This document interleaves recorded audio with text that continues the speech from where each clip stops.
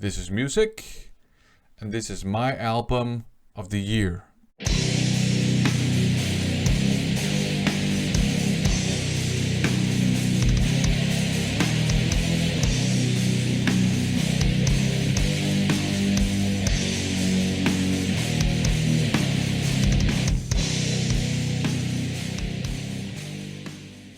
I haven't really focused on picking up new stuff this year. I think maybe a handful of new releases I managed to pick up. And then in December, I actually managed to pick up some more new releases, but I haven't really heard them, all of them, and I haven't listened to them enough to be able to sort of talk about them. So I don't have enough material to accumulate an end of year list. That's just the way life is, I guess. However, I did pick up some new releases, and I have obviously, I think, enough to justify an album of the year. I did pick up Iron Maiden's Senjutsu, and I like it. And I know a lot of people didn't know what to make of it when it came out because it's so long, and it has lots of songs on it, and they are so long. And actually all of the songs are kind of like mid-tempo. So a lot of people have described the songs as just plodding along. I don't think the songs kind of plod along in the sense that they all sound alike. I don't think that's the case. I think there's enough interesting stuff going on in each song that it's, still a very, very enjoyable album, but it's not my album of the year.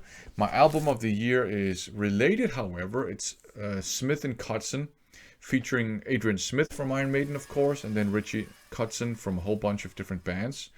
This is a great album. This is what it looks like on the back. And I decided to pick up the smoky marble colored vinyl version, I think it's called. And we're dealing with hard rock / blues rock. There's a considerable blues element here, and I think this is partially Adrian Smith, who's very, as far as I understand, he's a big fan of blues music, in particular Gary Moore. So he's channeling, I think, his Gary Moore influences here, which there might not be that much room for them in Iron Maiden. And it works really well. It's a great album. The production is great. It sounds crystal clear without sounding clinical.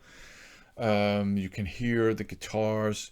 You got two very different vocal styles going on. Adrian Smith has kind of like a darker, more soulful voice, and Kotzen has a more husky, slightly higher register voice. And in the sort of production, they are balanced really well, and it sounds great when they kind of both sing solo and when they sing harmonies and so on and so forth. So production-wise, performance-wise, everything is great here. You have, again, it's these two guys here. You have 9 songs on the album, and they're all good for my money. I would say that it opens with taking my chances and running, and they are really, really good, sort of semi up tempo perhaps, considerably heavy. They're the heaviest songs on the album, I would say. Running is very groovy on top of that. So is Taking My Chances. So they're like kind of like heavy, groovy, hard rock. I don't know if you could say they have like a southern rock element to them. Maybe not, but they're heavy, they're hard hitting, they're great hard rock songs. Solar Fire on side B is also a more up-tempo, upbeat rocker, and it features Nico McBrain on drums from Iron Maiden, so there's a guest appearance there. They have like different drummers. Kotzen does the drumming on side A on most of the tracks, and then they have like I think 2 or 3 drummers, including Nico McBrain, doing the drumming on side B.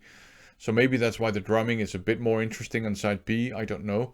Not that Kotzen is a bad drummer at all, but it's just more interesting. They have sort of different drumming styles, I think, on side B. Scars is blues, a very moody, kind of bluesy, dark ballad, I would say. It's a great blues rock song. Some people as well.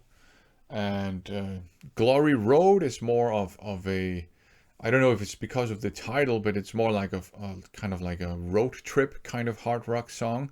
And it might just be because it's about being on the road, maybe, I don't know. But it's a great song.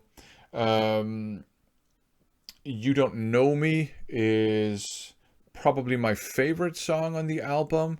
It's heavy, not in the sense of being heavy like heavy metal, but it's a bit slower, it's a bit darker.